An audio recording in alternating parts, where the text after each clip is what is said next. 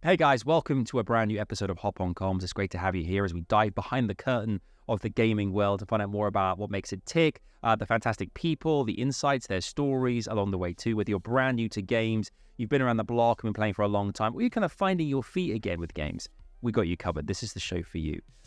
We are asking actually all you guys at home as well, because of the support you showed recently. It's been absolutely amazing. The comments, the likes have been fantastic. But subscribing, please make sure to do so. We've got loads of people watching our videos who haven't actually subscribed to the channel. Please make sure to do that so you'll never miss an episode. Also, click the notification bell so you know exactly when our videos go live. And if you're exclusively listening to our audio podcast or on our audio platforms, do give it a 5-star review and a comment too.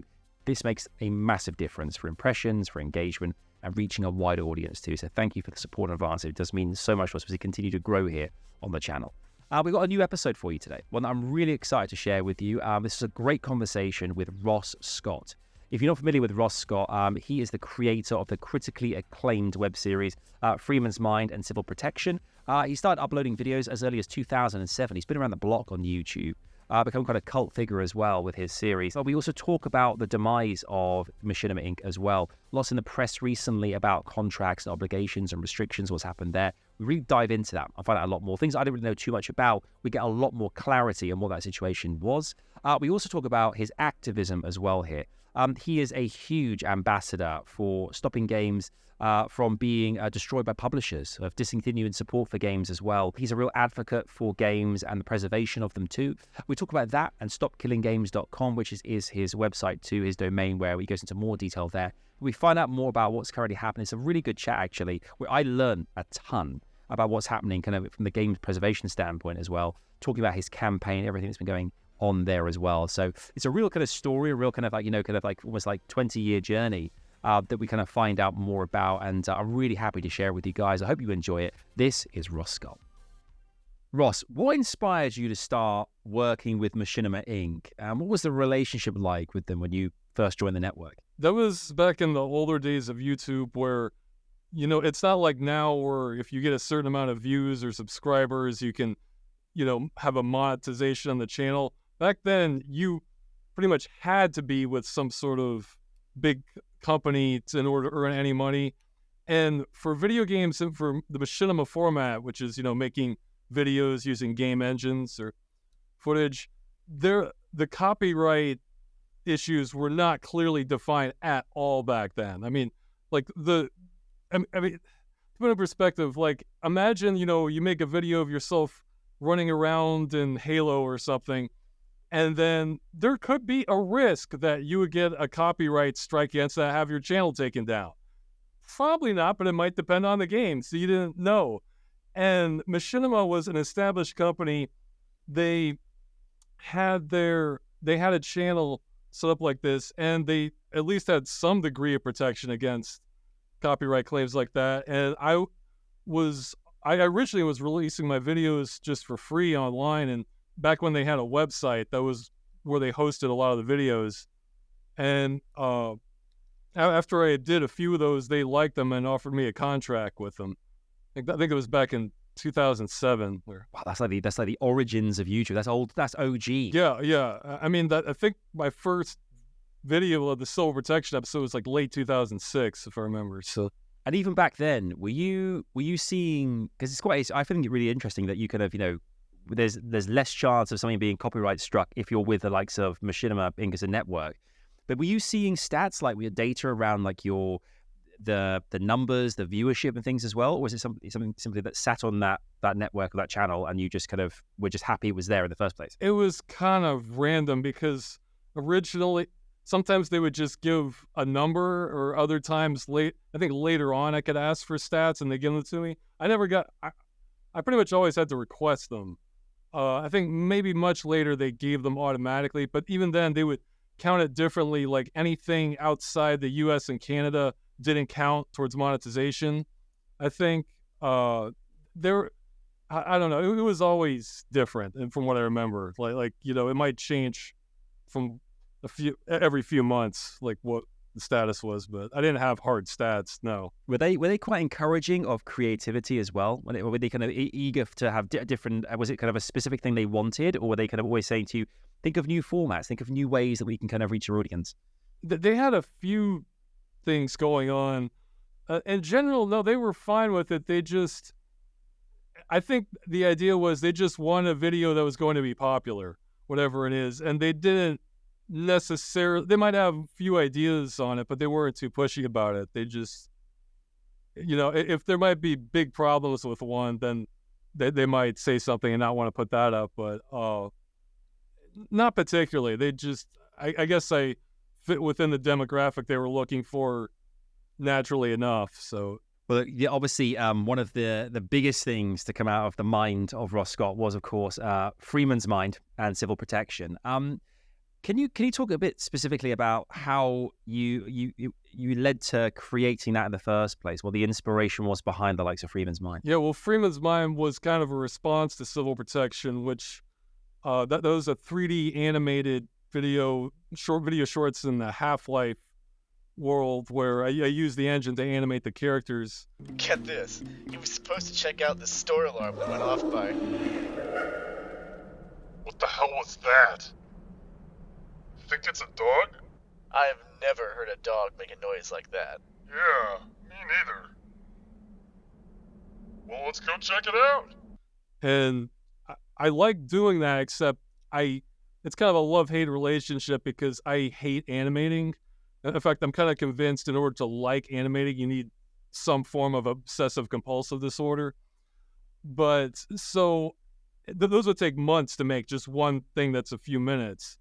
And so I was just trying to brainstorm, like, if I could just make something that wasn't awful and come out in a faster time span. And so I already had my existing viewer base already were mostly Half-Life fans. So I had the idea of, like, just trying to fill in thoughts because Gordon Freeman is one of the more famous silent protagonists of video games where he never says a thing.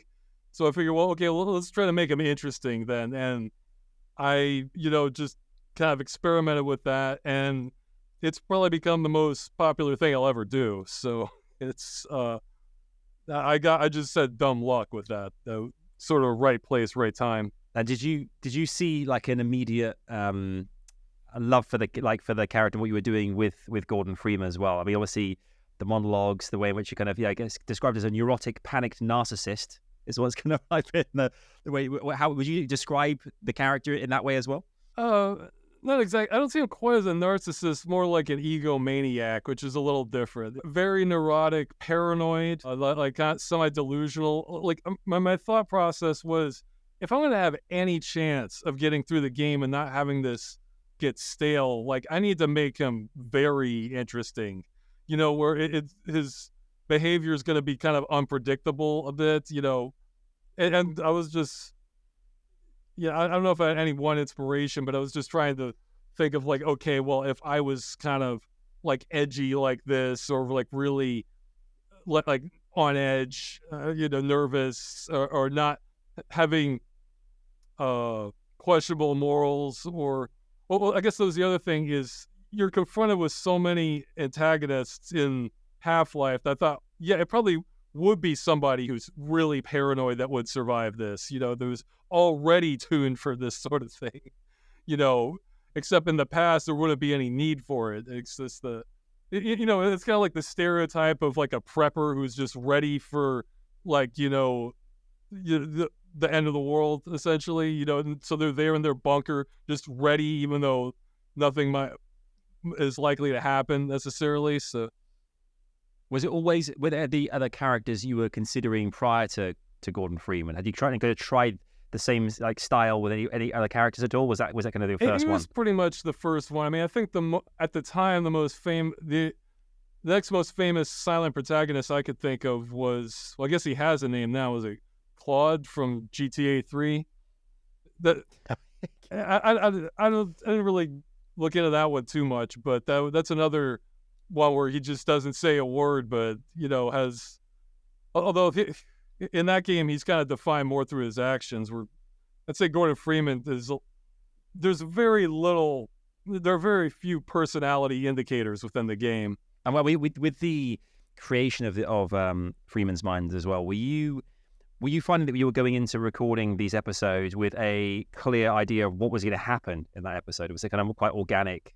Was it whatever happened? It happened. No, it was a little bit of both. Like what I still do is I usually will just kind of scout ahead on the next level segment and just see what happens, and then maybe a couple jokes come to mind, like 2 or 3, and then the rest I just kind of record the footage, and if I'm anticipating something, I'll allow for that.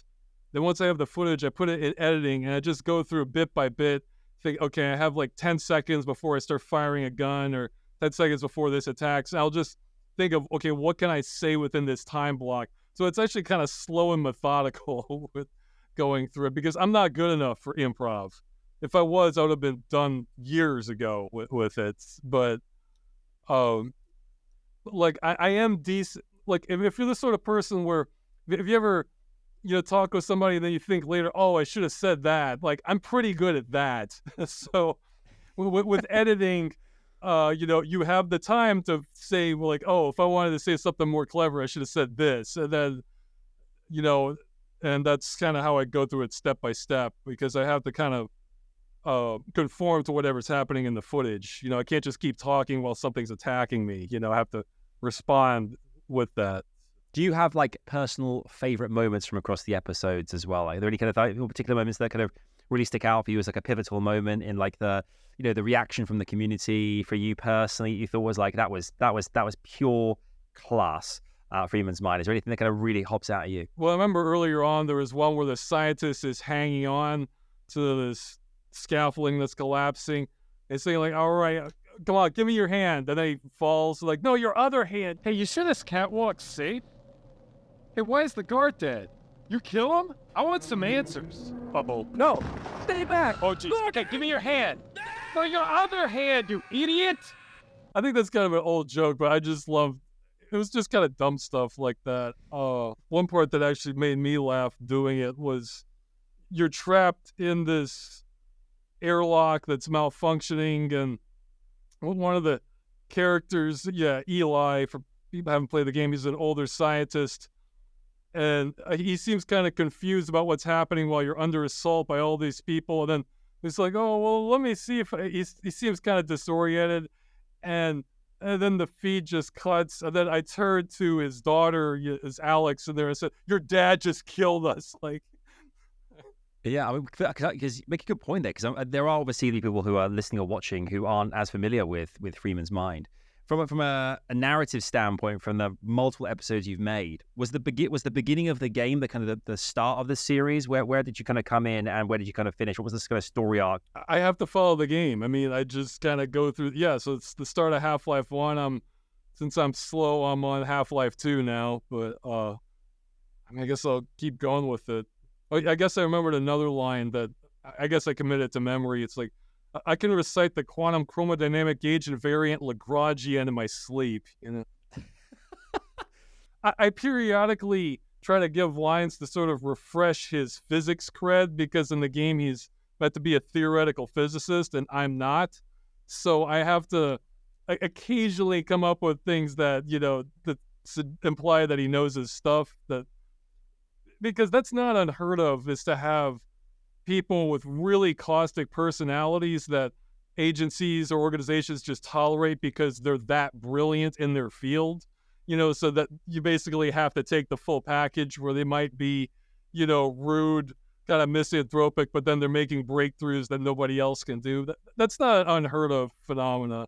So I figure he would be like that. Did you ever get any feedback from the publisher at all of Half-Life, and kind of say, we're really enjoying this, or why not try this? Was there any kind of encouragement on that side of it? No, not directly. I think one person who was in touch with somebody at Valve said that they were aware of it. Or something. We know what's going on. Yeah. It wasn't positive or negative, just that they were aware of Freeman's Mind. So. I mean, the community as well. Was there any feedback you got from the viewers at all that kind of influenced where you would go with things at all? Do you kind of ever take on their comments, or was that a part of your creative process too? Would you regularly look at those comments? I wouldn't necessarily. I mean, I won't say it's like part of the process, but I would look at. One big one that comes to mind is me being me. I got some details on the weapons incorrect, so I thought, I better try to course correct on there, because people jumped on me for that.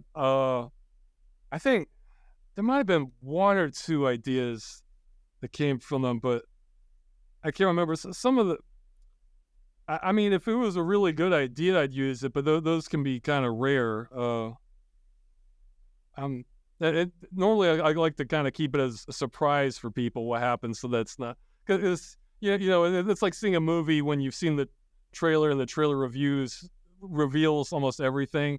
It just doesn't make the final thing as enjoyable. Going back to your kind of time with Machinima Inc. as well, in 2013 you left, citing various legal reasons. I mean, did you see the writing on the wall as far as where Machinima Inc. was going at that time? I probably saw that like a couple years earlier, actually, but I figured, well, I'll ride this as long as I can.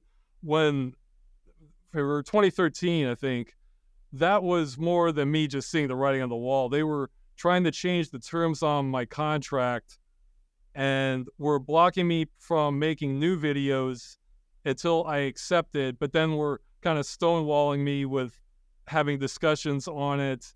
Like some representatives lied to me about things.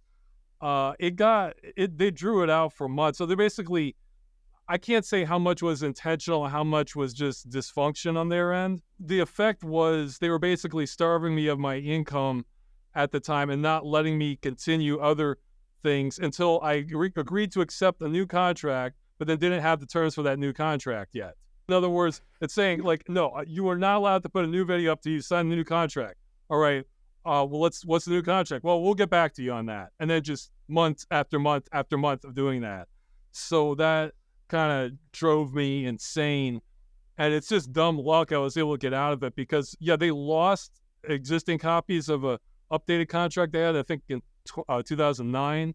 It was just dumb luck how I got out of it, because in 2009, I updated it that to say that if they ever stop paying me, so this is a provision I added in that they agreed to, that the rights would return to me.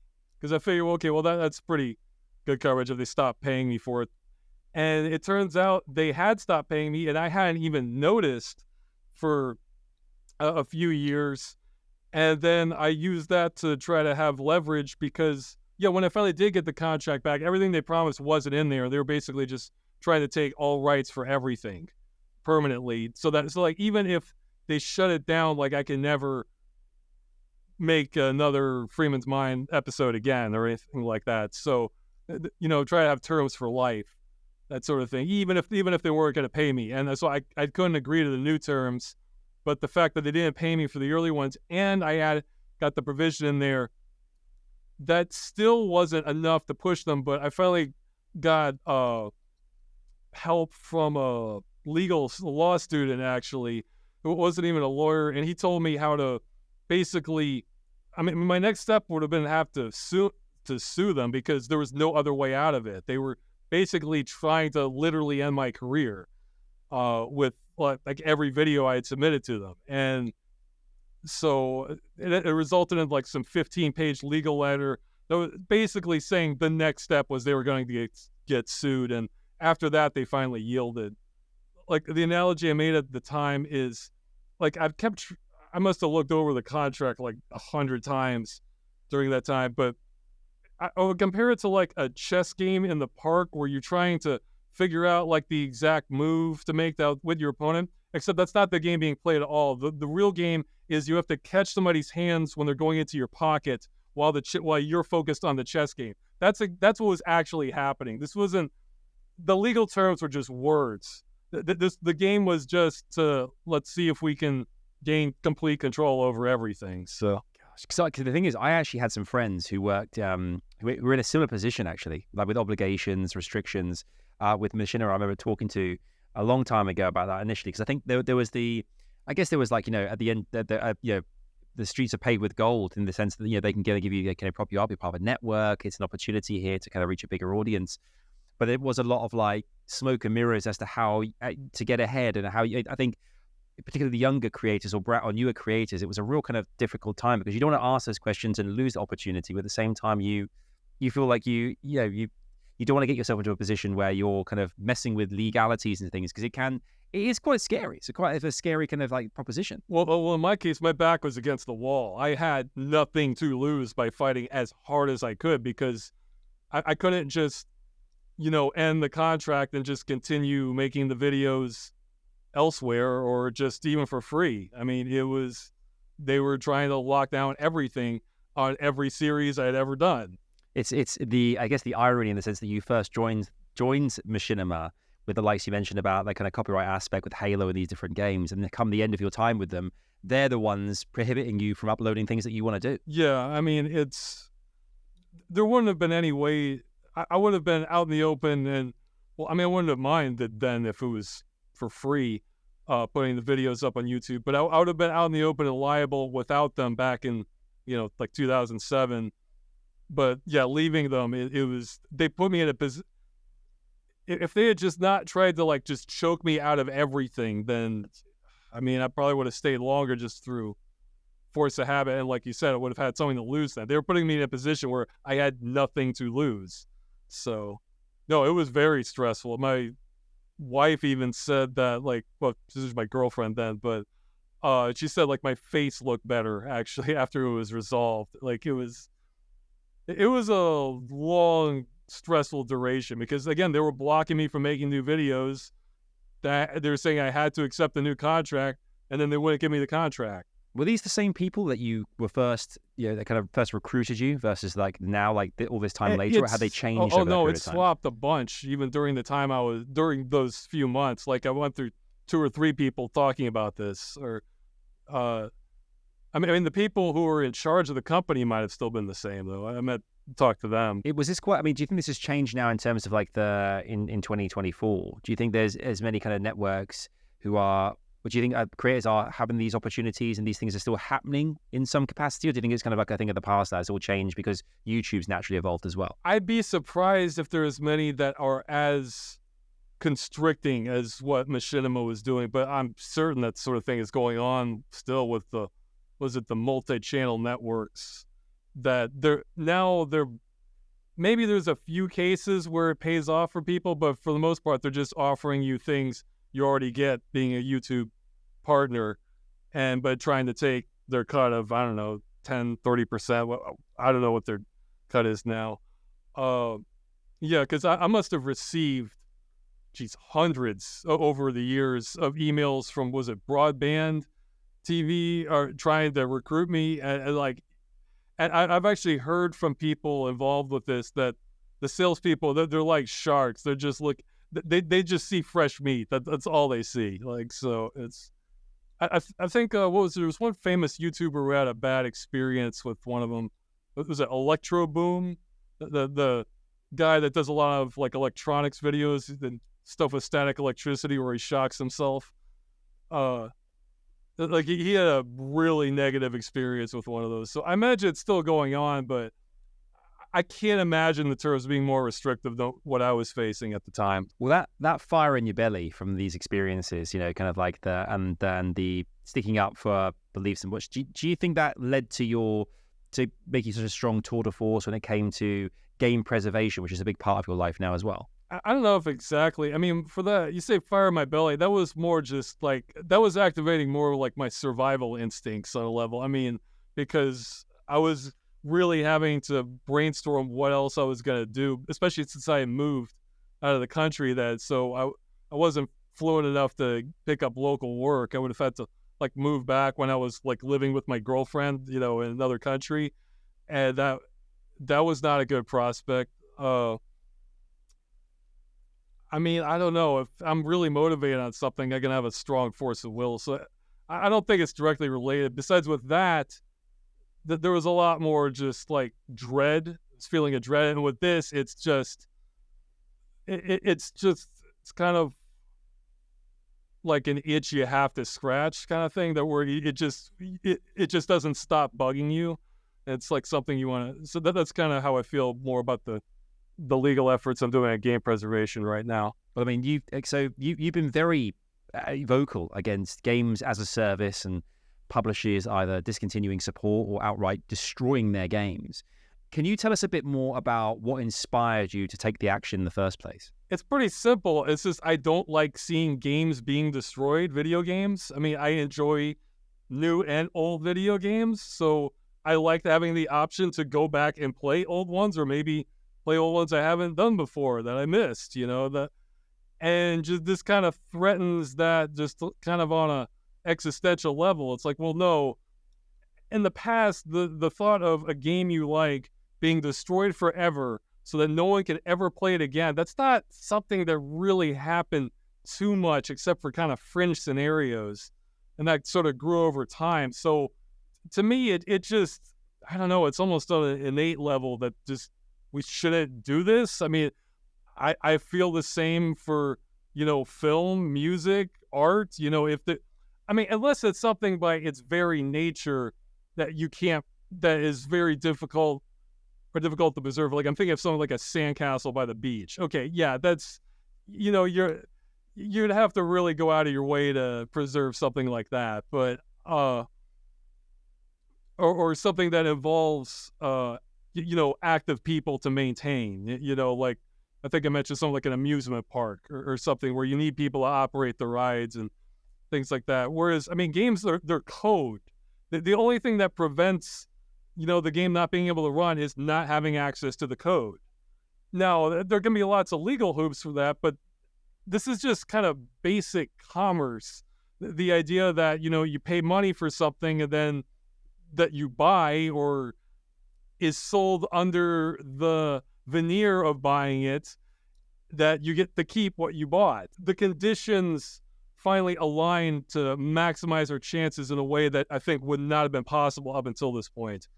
Because a lot of this that kicked off a lot of this was the shutdown of the game called The Crew, which is published by Ubisoft. And this is hardly the first game to just get shut down permanently and nobody can ever play it again. But it's one of the biggest. It's not the biggest. But yeah, so that was one thing. You need it to be big so that there would be a lot of people who still have receipts or proof of purchase that we could submit to consumer protection agencies, that sort of thing. It also needed to be, in this case, the really big thing is that this was published by Ubisoft, which is located in France. And France has very strong consumer protection laws, and that also falls under the umbrella of European Union laws. So there are many more consumer protection laws active than this have been an American company. See, even if it was an American company and they had a European outlet, like I think, for example, I could be wrong, but I think I looked up like EA, like their European outlet, I believe is in Switzerland. And that's not technically part of the EU, even though it shares some economic laws with it. So then it's already getting muddy with how to act on this. Well, another thing, this is also what I'm calling a clean kill, which is meaning the game is 100% dead. Like, it's not like, oh, the DLC doesn't work anymore, or the multiplayer doesn't work anymore, or some features got lost, or the game changed. Stuff that regulators who don't understand video games, this isn't going to fly with them, because like a lot of people have mentioned like how the game Destiny 2 had a lot of content changed or removed, but you can still play Destiny 2 in some form. So to a regulator, that's not really going to land. Or with Overwatch, that was a huge shutdown. But they made Overwatch 2 free. So it's like, okay, well, to a regulator, this might be seen as compensation for that. So it kind of muddies the waters. Well, this is just, we got nothing, It's the same as Destiny 2 is also free now, as far as I know. I think it was. But, I guess the point is it's still going, whereas if you bought a DLC, and even if I'm not certain on the details, let's say they removed 95% of the features of that DLC, well, the fact that there's still that 5% there, that, look, you have to imagine, like, we're probably going to be talking to, like, bureaucrats on this, where imagine going to the DMV, somebody who never played, for Americans, who never played a video game, like a 60-year-old woman trying to explain what's going on here. They're not going to understand DLC or DRM or anything like that necessarily, but they will understand you paid money for a product, the company made the product completely unusable for all customers, and they kept the money. They can understand that much, and that's a way to go with it. So it was just this alignment of all these factors to act on it. Was the Crew a hard copy game as well as it was Yes, it digital as was, well? and that also helps.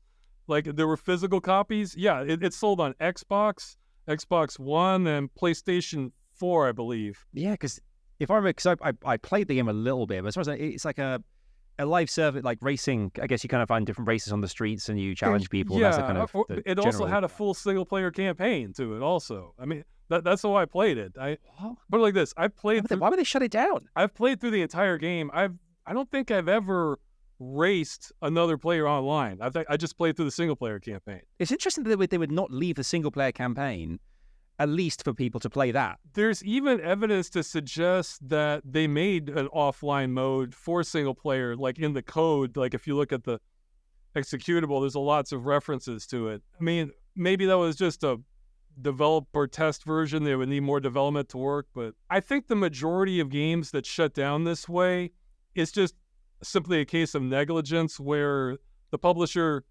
they're currently not required to do anything under the law. So they don't. Okay, just shut it down. I'm almost certain that's how EA operates because they've had some games destroyed and occasionally some of them have come back through just heroic fan efforts. And they don't seem to really care when that happens either. They just don't care either way. So, whereas at Ubisoft, if I had to guess, there is a certain mentality that if you're playing an old game, that means you're not out buying the new one. And so by shutting it down, because they have a new Crew game out now, I think that's largely unfounded because I think at any given time, the vast majority of people are going to be playing like the brand new game that's marketed to everybody and get people hyped up for, or existing long-term games where they're getting updates all the time, like something like, Fortnite or Destiny 2 or something like that, where it's kind of an ongoing update thing. The people who are playing years old games, they probably weren't going to be, they'll either get the new game or they won't. They're probably not going to be influenced by destroying the old copy. I think that's a small minority of people. Yeah, I think it's a really interesting point, actually. I think Ubisoft is one of those publishers that they do have a lot of arguably the biggest IPs in the world. Like they're spinning plates a lot of the time. They have like Assassin's Creed, they have their Rayman games or Rabbids, these different things that kind of fall, Just Dance, all these different games that fall under the umbrella that tend to be an almost annual release for these games too. And it's surprising that I guess for the Crew, with it being a standalone title in many respects, if the people aren't there to continue working on the game, they just shut it down. But for me, it feels really strange that you would choose to completely get rid of one of your games that people have spent hours developing, making, publishing, simply for not having the kind of, I guess, is it a server issue, do you think? Just kind of simply not having the bandwidth to keep running the game? No, I mean, the case of the Crew, it's probably a couple things. The car games in particular are known for getting delisted, where, because they'll have these temporary licenses with, I don't know, Porsche for Ford or Lamborghini or whatever, and those will expire, and after that date, they're not allowed to sell the game anymore. However, I've never known a game like that to not allow people who already bought the game continue to play the game. Like I think Project Cars shut down like a year or so ago, or Project Cars 2, but you can still play the game, or there's loads of car games like that. And another thing is with music licenses, if they're using like, record label music within the game, that those licenses can also expire. But again, I've never known that to not allow you to continue playing the copy that you bought. It just means that they can't keep selling new copies of it. So there's that element of it where they probably had to shut it down after a certain date or renew the license, and they figured the cost wasn't worth it. But then there is the element of server costs, of running it. And I mean, I guess there can be reasons for not wanting people to continue playing the game they bought. It's just that I'm refusing to accept any of those reasons unless I'm told literally by government, no, you cannot keep the game that you purchased under any scenario, because it's a big gray area in many countries. This law has not been tested. in many major countries. So there was a game that came out, I want to say in the last 8 months, where it came out. It was a zombie survival game. I remember hearing about this. I can't remember the top of my head. Or something. The day before, I think that was what it's called. The day before.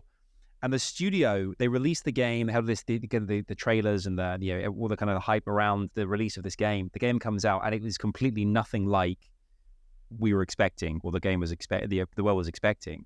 I believe the studio shut down on the same week the game came out, the same week that it was released. And I remember, as far as I know, forgive me for speculating, but I think there was a pledge to give a lot of the consumers the money back for making that purchase. I remember when Cyberpunk 2077 came out, and I remember it wasn't the game that we were all promised, and people could get their money back for that as well if you weren't kind of happy with the product you got. Do you think there's an obligation as well from Ubisoft for having shut down the game? Do you think to kind of almost pay back the consumers or customers for buying it now that it's no longer available? Well, that's what's currently being investigated legally on a few various governments, and France, Germany, UK, hopefully Australia later. Yeah, it depends, because what you're describing there, see, the law is a lot more defined for a situation like that, where that's more of like a quality control issue where, yeah, we advertise this great game, the game's nothing like that, it's garbage, I want my money back. That's much more established, and actually that also kind of had to be fought for. I think it was 2014 in Australia, their Consumer Protection Commission, the ACCC, sued Valve for not allowing refunds on Steam. And Valve fought it, they lost, and afterwards, now you can get refunds for games on Steam, and that's become global policy because, I guess they figure, well, we've already done the work on this, we don't want to have to face this in court over every country around the world. Let's just get it over with. And that's kind of the mentality I'm taking for what I'm doing, where if we can get a victory in one major country like that requires some sort of end-of-life plan once they're done supporting the game, then it'll probably, if they've already done the work, then it'll probably roll out globally for the companies that are doing this sort of thing. But, yeah, that needs to be tested. I mean, because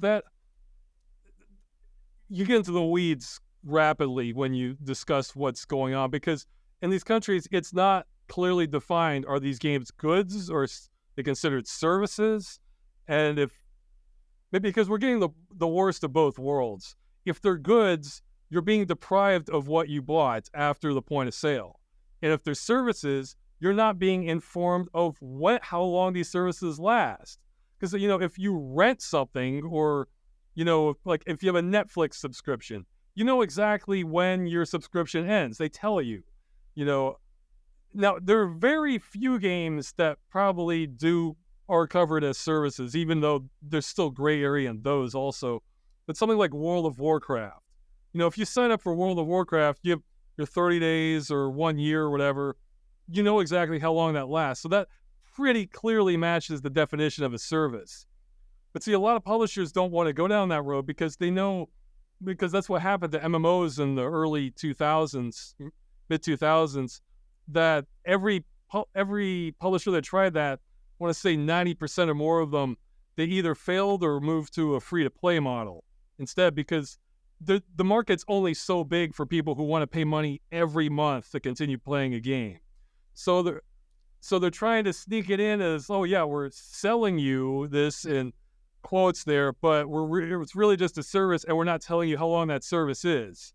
So between those two, that's very likely to trip up some sort of law in some major country somewhere, because I mean, what other kind of business operates like this? Like if you get a warranty for a toaster, it's like, okay, you have a warranty, but we're not going to tell you when your warranty runs out. Like, yeah, it could be. It could be a year, could be 10 years. Well, whatever, we'll find out. I find games like FIFA now is EAFC absolutely baffling to me, that every single year, every September, people, kind of consumers pay 60, 70, 80 pounds, whatever that might be, like $90 or it might be, for ultimately a reskinned game. The same, it's the same kind of, I mean, there's only so many ways that they can restrap, dynamic movement, whatever, of the same thing, a slight tweaks here and there.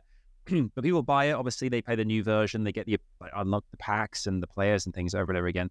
But ultimately, the games that have come before that, they're gonna just, I guess, discontinue having those servers be really that active. I don't think you can play FIFA Road to World Cup '98 now, all these years later. Do you know what I mean? It all depends on if they require if it's required for the game to connect to their servers in order for it to run.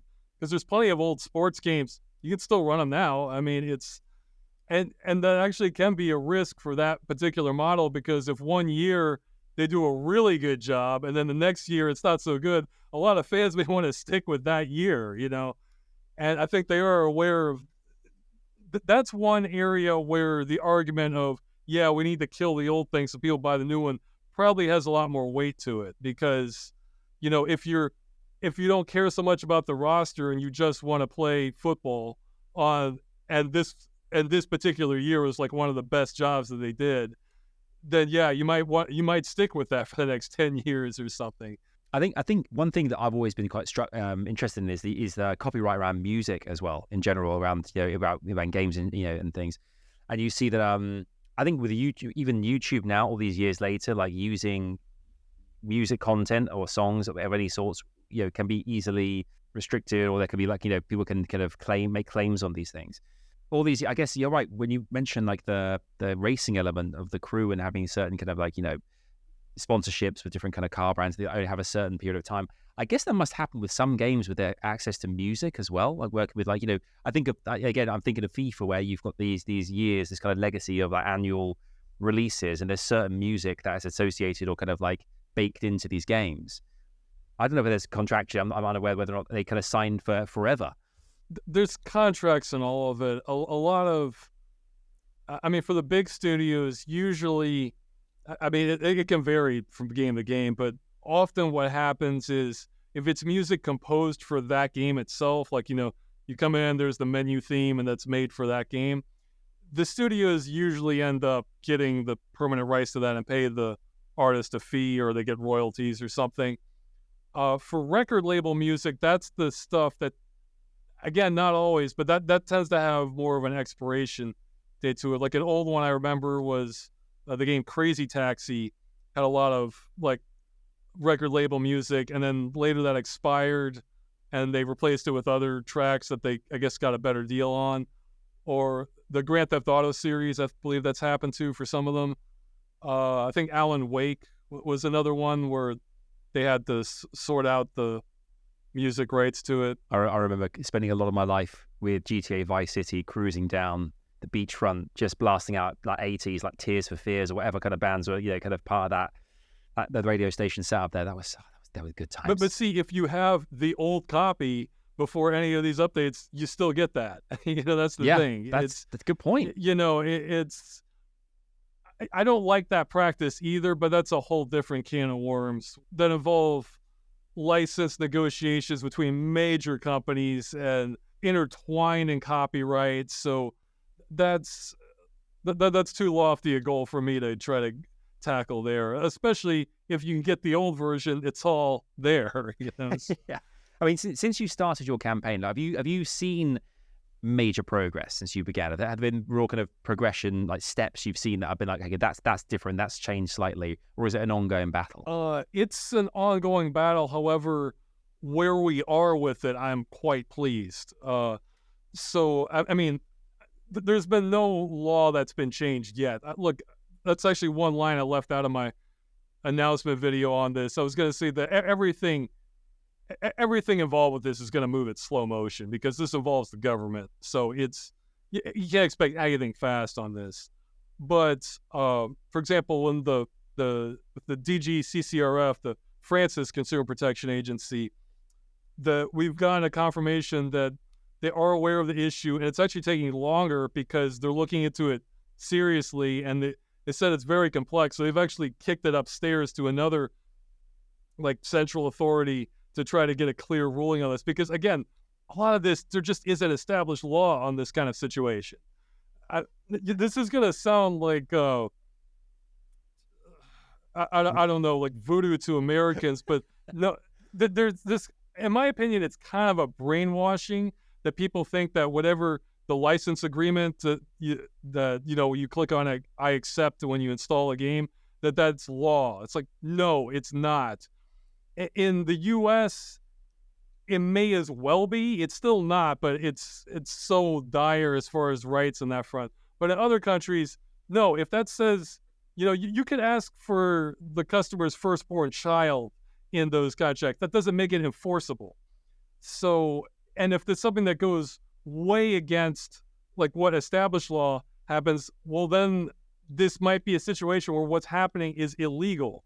It's hard to imagine in an industry that's as big as video games are, that's worth hundreds of billions of dollars collectively, but it really has been overlooked this long, like you said earlier, because these are just video games. So this isn't a priority for most, politicians or lawmaking bodies or anything like that. But I think with the revenue as well generated by games now, the amount of times I hear, about how movies and TV, music combined are not kind of bringing in the same amount of revenue as video games are. There comes a point where I think you have to take notice, particularly I think when there's, I think around, you mentioned, way back to the start of our conversation, talking about kind of like game footage. I know that there's this ongoing conversation of like, you have people who kind of make a living, a lot of money in many instances by using video games as their source of material that's been created and made by somebody else, but using it as their jumping off point to generating, community subscriptions, money. And it's like you're using somebody else's product, but I guess it's in the developers or publishers' best interest that people are playing their games, because the more eyes on those games, they'll go away and play those games. So I guess there is a kind of like there is something in it for them in that respect. Yeah, there's two aspects to that. I mean, one, you're absolutely right. It's essentially free advertising. And in fact, a lot of smaller game developers really try to get people like streamers or reviewers to send them. Why do you think they're giving them free codes of the game? Because if they show their audience playing the game, somebody's going to see that and think, oh, that game looks cool, I want to go buy it. And no, that's what a lot of developers are hoping for. And even the big studios that don't want that, they might think they don't want that, but in reality, I think their revenue would drop if you didn't have that kind of exposure. But the other element to it, at least in the U.S., there's what's known as like the fair use doctrine. I'm pretty sure the UK is something, or the EU is something similar. Like, I forget what the name of it is, but the idea is, if you're playing through the game and like you're giving commentary on it, and it's kind of a derivative work, especially for something like a review, where you can forego a lot of existing copyright stuff, because the idea is that you're kind of transforming it to something else, and it's kind of necessary too, because if you wanted to review a product, but you couldn't show the product, that would kind of defeat the purpose. And that takes us in the territory that we don't really want to go into. And also it protects things like parody, if that's also covered under the law, where you can show the original if it's meant for. I think there's other examples where for illustrative purposes, like if like say the news, they're doing a story on McDonald's or something. So they're going to show footage of McDonald's and inside the restaurant, even though they don't have the license to use the McDonald's logo and, mention these branded, because this is just, it's kind of in the public interest to use it for derivative purposes. Now, where the line is for what's considered derivative versus what is just copying, that can be debatable. But no, I mean, I'm glad for it. I mean, there's plenty of games where I think the game looks cool and great, but I don't like the gameplay at all. So I'd much rather watch somebody else doing a playthrough of it. And so I don't like, oh, good, I get to skip that part. Oh, neat, a cutscene. What's going on now? So I'm happy for that sort of. It's such an interesting conversation. I kind of even just chatting to you, I'm kind of thinking about. I mean, one thing that is stuck out to me. You mentioned about like about games and the creators who use the games, because it's a way of advertising to a degree. I remember prior to COVID, I remember the amount of I've chatted to friends of mine about this in the gaming industry.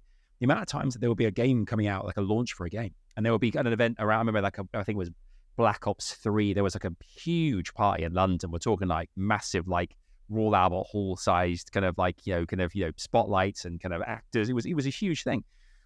But I think now in the digital era, you're right. Like I think a lot of advertisers look at E3 and the demise of E3 now, where you had this kind of like coming together, this millions of dollars spent to kind of showcase your games and what's coming up. You send the code out to influencers who've got a big reach, and that's gonna do the business. Do you know what I mean? Like it's not quite as there's not a necessity as much anymore because you have the digital era has changed the game completely. Oh yeah, I mean, instead of having a big convention where a lot of gamers go to, but many can't afford to or don't have the time or something like that, even no matter how impressive that is, you can make a video and show it to the entire world. And if it's a good video, it gets people impressed with it, or like, again, you show it to the influencers and they see the actual gameplay. Your reach is so much bigger, and it's better for the customer too, because it's not like the old days where you had to go, like going into a store and trying to gauge how good the game is by just what the back of the box says, and like a screenshot or two. Now you can see footage from it, reviews from people that you might trust, or and really, in fact, you can have the opposite problem where if I see a game that looks intriguing to me, I just try to find out the bare minimum, just write down the name of the title and just have a blackout, because so that way when I play it, it's not being spoiled for me by all this promotional material, And listeners, viewers out there as well, you will never know how good times were when there was no internet and you had to wait until Nintendo Power Magazine came out to find out how to beat the level or beat the dungeon or whatever. That was a good time, Ross. Well, yeah, some of it. But yeah. There's also games that no mortal who doesn't devote their life to this one game is ever going to get past level 3 or something without a cheat code. And you don't have those cheat codes. I mean, well, you mentioned Nintendo. On the PC side, you had these adventure games, the point and click ones, where they would sell hint guides to them because some of the puzzles in there, nobody was ever going to figure out. Yeah, they're puzzles in quotes that, you have to click on the invisible rock and then go in a circle 3 times to progress in the game. No one's ever going to figure that out. But if you buy the hint guide to extra monetization, then you know to do that and you can progress. The publishers, developers we talked about and things. Has there been ever a dialogue regarding your activism? Have they ever reached out to you? Is there any kind of rapport with these different publishers? Not any big ones. I hope they're ignoring me as long as possible. But for the smaller ones have kind of reached out, and most have been in favor of it. I think, there's a bigger one. I forget. Oh yeah, they're still smallish, but have gone kind of viral. Like I think the creator of Cookie Clicker was in support of this, and also Running with Scissors, the company that made the Postal games, they're in support of it. There's a few other smaller indie devs. There've been one or two that are for this, but I'd say the ratio is like 10-1 or something. That because if you spend, like you mentioned, big games, if you've spent years of your life working on a game and then no one can ever play it, like, so you can't show that to people what you made. I mean, that doesn't feel great, I imagine, Whereas, in my eyes, whereas games now, some of them were just classics, because they were just done so well that people might want to play that game from the 90s or early 2000s rather than what's on the menu this year, just because the quality can wax and wane. It just depends. I will continue telling the world that Zelda: A Link to the Past on the Super Nintendo was the greatest game I've ever played. It was perfection in my eyes. It was perfect. Genuinely, I think you can play it now on like an emulator on the Switch or something, and if you've got one, check it out. It was definitely a definitive classic. Just very quickly, so according to a 2023 study by the Video Game History Foundation, I think 87% of video games released before 2010 have, at the onset of digital distribution, have either been lost or at risk of being lost due to lack of video game preservation. Would you like to see something like the National Film Registry, but for games as well, to always have those kind of, I guess, kind of in the vault? I guess part of me is selfish in the sense that if it's just in a vault but it's inaccessible by the general public, then that's not good enough to me. I want to be able to play the old ones. But the problem there is you're running into copyright, which has just behemoth companies behind that are going to defend it. Disney's a real huge one. So I'm absolutely in favor of it. And in my eyes, in a sane world, once you're done ending support for a game, so you stop selling it, maybe after a grace period, in case the company decided they wanted to do something else with it, it would enter public domain. Because I think but to me, that's what makes the most sense. However, the forces against that are so giant, I'm not even trying to go down that road. I mean, it would be like trying to, in the Middle Ages, like, well, hey, maybe we should have something besides the monarchy. It's like, yeah, good luck with that, like, so it's like, just because it's a good idea doesn't mean the power dynamics are there. And plus, that the situation, depending how many hoops you're willing to jump through, the situation isn't as dire as that makes it sound, just because of things like abandonware, where the majority of those games, the publishers, either they don't care about them, they don't exist. Some people don't even realize they have the rights to them now. Sometimes the rights to these end up in like banking companies, or I think one of them was in like an insurance company that just through just deals over the years of, I think the company GOG has a lot of stories about that, where they'll have to really play detective to find the rights to these games and figure out who owns this,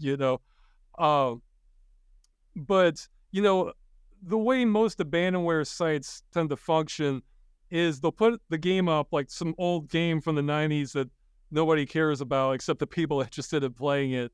And then if they get a cease and desist on that game, they'll take it down. And then the ones that they don't, they leave them up. And this is all illegal and should not be happening, but the law is kind of broken in this sense that there is no legal way to preserve many of these games.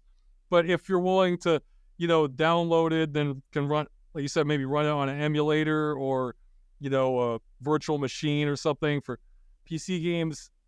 That's kind of what I care about is there a way to run these old games? And if the law is never going to catch up in my lifetime, but some weird guy in Minnesota is hosting these and is willing to share a copy with me, fine. I'll take it. You're not going to get arrested for playing an abandonware game. I can promise you that, or fined or anything.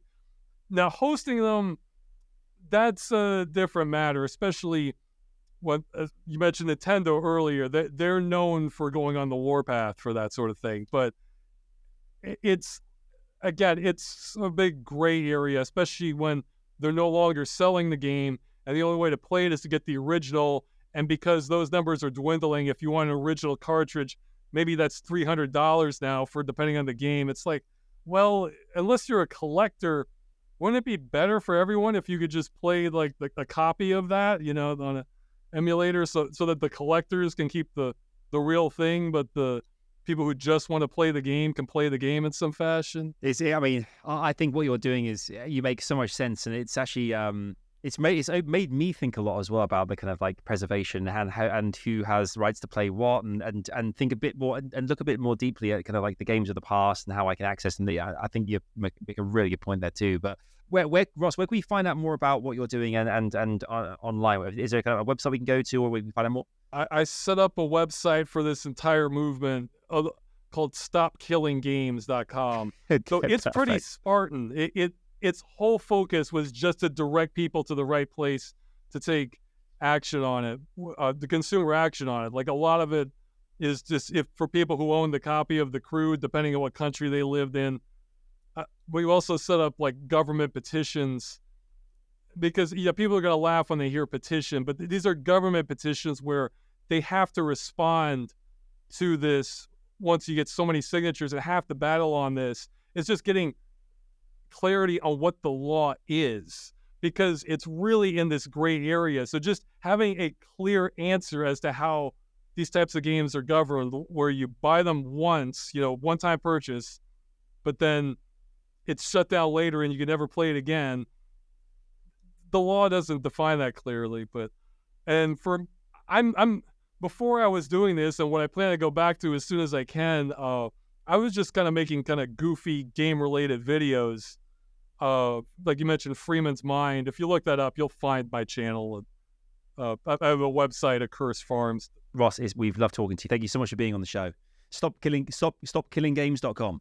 StopKillingGames.com, especially if you have a copy of The Crew, or you, depending on what country you live in, you can help. And everybody else, this is kind of like a spectator sport almost, where you just kind of have to hope we can make more progress on it. I wish you all the best with it, mate. And thanks for chatting to us, and thanks for being on the show. Thank you so much for watching this episode of Hop on Comms. You can be sure to support the channel by liking the video if you did, leaving us a comment as well. We love reading those. And of course, subscribing to the channel to ensure that you never miss an upload as well. We are across all audio platforms, on socials as well. You can find each of those in the description down below.